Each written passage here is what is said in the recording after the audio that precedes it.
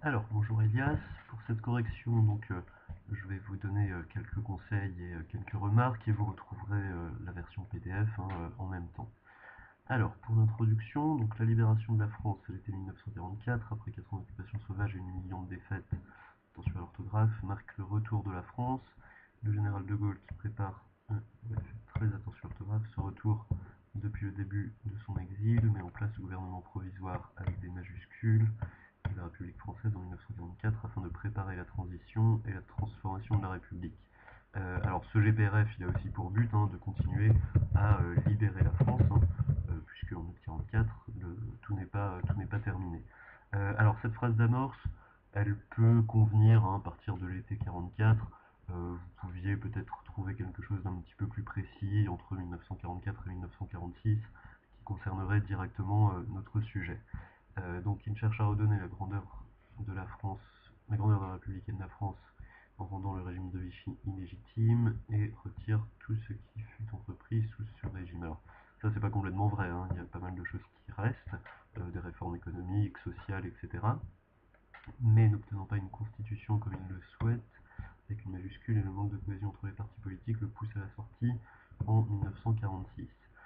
D'accord, donc ici, montrez plutôt dites plutôt qu'il propose une constitution où l'exécutif est fort, que cette constitution est rejetée en 1946. D'accord, soyez plus clair. Donc elle est adoptée, la 4ème République née en octobre 1946, elle voit sa chute à peine 12 ans après sa création. La faible durée de l'existence, la stabilité, la caractérise. D'accord, alors ici, il faudrait juste que vous montriez ce que c'est que cette 4ème République, en définissant les termes du sujet, donc une république démocratique et parlementaire, ça doit arriver avant la problématique. Et votre problématique, donc, font-ils que l'ensemble du bilan fut négatif? Ici, dites directement que l'ensemble du bilan n'est pas négatif, justement. Là, ça c'est une problématique où vous pouvez répondre tout simplement non. D'accord? Donc ça, il faut l'éviter, je vous l'avais expliqué. Donc vous dites, pourquoi, malgré son échec, la 4ème République a-t-elle eu des aspects aussi positifs? Votre annonce du plan, donc nous aborderons la question par la tentative de la République à renouer avec son temps, mais surtout marquée par de fortes instabilités. Alors, votre annonce du plan n'est pas très claire, renouer avec son temps, on ne voit pas vraiment ce que ça veut dire, reste marquée par de fortes instabilités, d'accord, donc ça pourquoi pas. Votre annonce du plan là n'est pas assez précise, il faudrait aller plus loin, il faut montrer que vous avez un plan qui est un plan thématique, là ce n'est pas vraiment très clair.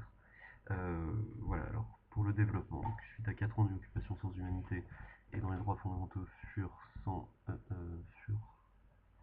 non respectés, d'accord, la priorité de donner à la remise en place de ces droits et la reconstruction. D'accord, faites attention à la syntaxe, là c'est pas forcément très clair.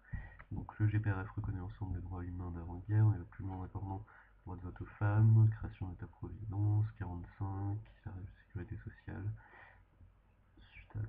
Alors, toute cette partie est hors sujet, puisque là vous êtes avant 1946, donc tout ça, si vous voulez en parler, c'est dans le contexte. Suite à la constitution de la 4ème République, alors suite à la proclamation de la constitution de la 4ème République en 1946, des mesures sociales sont prises, d'accord, donc là vous êtes dans le sujet. En 1950 est créé le SMIG, afin de pallier à une logique d'assistance de la population. C'est pas une phrase qui est très claire là, euh, donc trouver quelque chose qui marche mieux. En 1950, la construction des premières résidences HLM. Alors montrer que c'est une transformation, auparavant on avait déjà du logement social qui s'appelait les HBM, les habitations à bon marché, c'est pas quelque chose de totalement nouveau. L'État met en place une politique d'aide économique dans le cadre du CNR. Alors, dans le cadre du CNR, là on n'est plus en 1946, je ne vois pas exactement où vous voulez en venir. L'État devient alors interventionniste au sein de l'économie et dépasse, si votre mot n'est pas très clair, les pouvoirs régaliens qui le limitaient, attention à l'orthographe à nouveau, en Troisième République. Alors là, votre phrase n'est pas claire, je ne vois pas ce que vous voulez dire.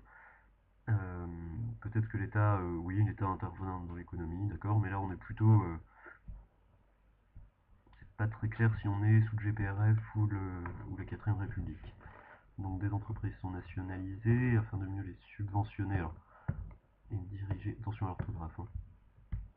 Alors c'est pas vraiment pour les subventionner, c'est pour intervenir dans l'économie.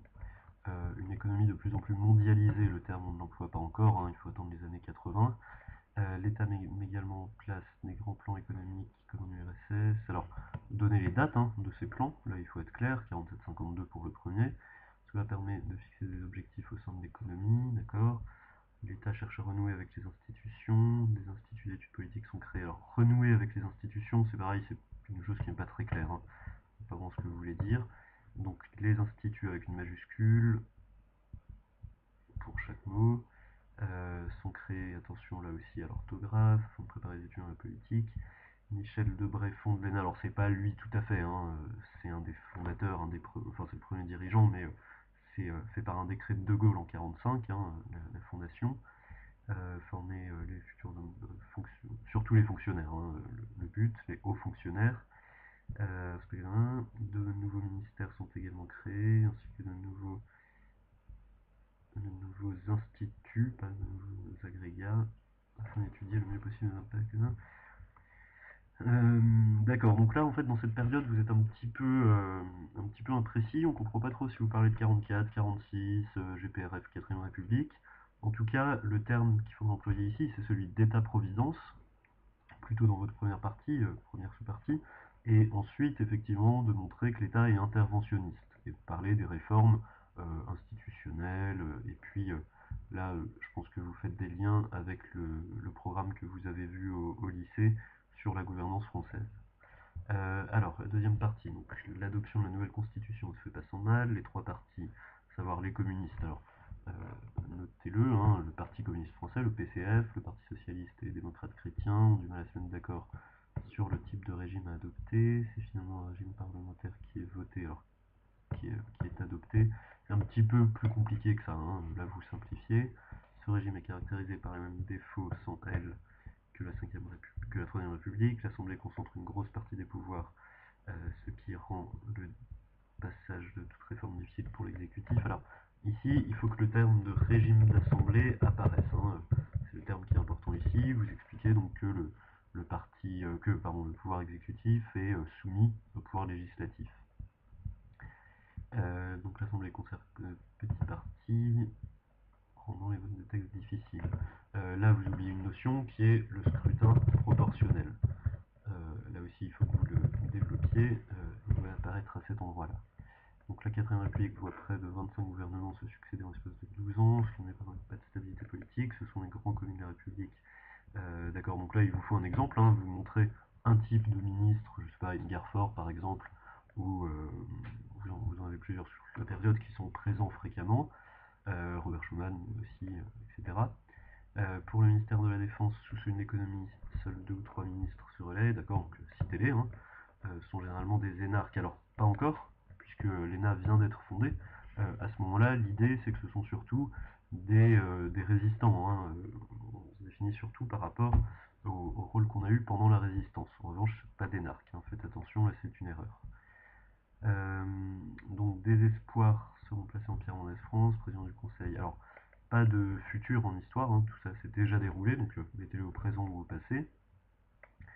Cela tournera court, donc pareil, pas de futur, avec l'impossibilité du gouvernement de trancher sur la question algérienne, devenant de plus en plus importante. D'accord, donc ici, vous abordez la question de la décolonisation, ce terme il doit apparaître, hein. Toutes les grandes notions, il faut qu'on puisse les voir. Et donc en revanche, vous oubliez de parler pour la décolonisation de l'Indochine. Montrer que cette question algérienne est d'autant plus traumatisante que l'Algérie est une colonie de peuplement, la seule colonie de peuplement, et aussi que la colonisation a commencé, et donc il y a une volonté de conserver l'Algérie. Donc vous parlez du putsch d'Alger, le retour de De Gaulle au pouvoir, d'accord. Alors ici c'est trop rapide, il faudrait que vous développiez la chronologie, hein, de mai 1958, l'échec du gouvernement, le putsch d'Alger, le retour de De Gaulle, etc. Et donc au regard des réformes sociales et économiques sous la 4ème République, et ce malgré les difficultés de diriger au sein d'un régime parlementaire, alors de diriger, c'est pas très clair, parler plutôt de stabilité politique, hein, font que le bilan de la 4ème République fut plutôt mitigé. De plus, la relance des relations franco-allemandes et de l'adhésion à la CE et la CECA. D'accord, donc ça doit faire partie du développement, hein, la question européenne, la question de la construction européenne. Vous ne pouvez pas en parler uniquement en conclusion, évidemment, elle fait partie du sujet. Donc tout ça, il fallait en parler plus tôt. Rendre le bilan plus positif, il faudra attendre 1958 et la chute de la République pour voir le retour d'un exécutif fort, capable de répondre à la question algérienne, d'avoir des relations fortes et d'accord, donc cette ouverture convient. Le résumé, alors, peut convenir, même si ici vous parlez de choses qui n'ont pas trop de rapport, mais voilà, l'ouverture est satisfaisante. Alors, finalement, donc ce que vous avez fait, sur la forme, c'est plutôt convenable. On arrive à voir hein, correctement vos parties, vos sous-parties, vous sautez des lignes. Vos phrases de transition sont peut-être un petit peu abruptes. Hein. Ici, par exemple, quand vous changez de partie, vous allez un petit peu trop rapidement. Mais donc si la forme convient, il y a énormément de fautes d'orthographe. Hein. Là, il faut vraiment arriver à les réduire. Vous avez beaucoup de fautes d'accords de participe passé, donc ça, il faut vraiment faire un effort dessus. Par contre, ce qui ne convient pas vraiment, c'est le fond, puisque finalement, vous abordez euh, surtout les questions institutionnelles et vous faites un petit peu un résumé de la République. Finalement, vous passez assez vite sur tous les aspects positifs, par exemple de la politique économique. Vous passez assez vite sur la construction européenne, hein, puisque vous l'abordez seulement à la fin. La question de la reconstruction aussi, vous l'avez un petit peu oublié. Et d'un point de vue politique, vous avez aussi oublié la faiblesse de la légitimité, vous avez oublié la guerre d'Indochine, le canal de Suez, la crise de Suez, etc. Donc vous voyez, il vous faut beaucoup plus de choses précises. Et ce que je vous ai mis dans les notes à plusieurs reprises, c'est les notions aussi qu'il faut aborder et qui doivent être présentes. Par exemple, voilà la notion de régime d'assemblée, il faut qu'elle figure dans votre texte. Et donc, toutes ces notions, il faut absolument que vous les mettiez. Et c'est pareil pour ce qui concerne les personnages. Vous avez, je crois, aucun nom de personnage, à part peut-être De Gaulle. Mais voilà, tous ces personnages importants de la 4ème République doivent apparaître dans votre travail. Donc, vu cette imprécision, vous êtes plutôt sous la moyenne. Hein. Vous tombez à 8 ou 9, puisque vous avez oublié beaucoup d'aspects. Et même si la forme convient, vous voyez que c'était quelque chose qui était pas assez précis. Votre problématique, effectivement, j'y reviens, elle était là aussi beaucoup trop précise, hein, je vous l'ai dit, elle n'est pas assez nuancée, donc voilà, vous êtes plutôt à 8 hein, avec cette problématique, cette introduction qui était incomplète, et toutes ces choses qui vous manquent à l'intérieur du texte. Voilà, donc concentrez-vous sur l'apprentissage des notions, des personnages, de façon à rendre votre copie un petit peu plus nourrie et un petit peu plus vivante. Voilà, donc je vous souhaite un bon courage pour le concours et pour les révisions.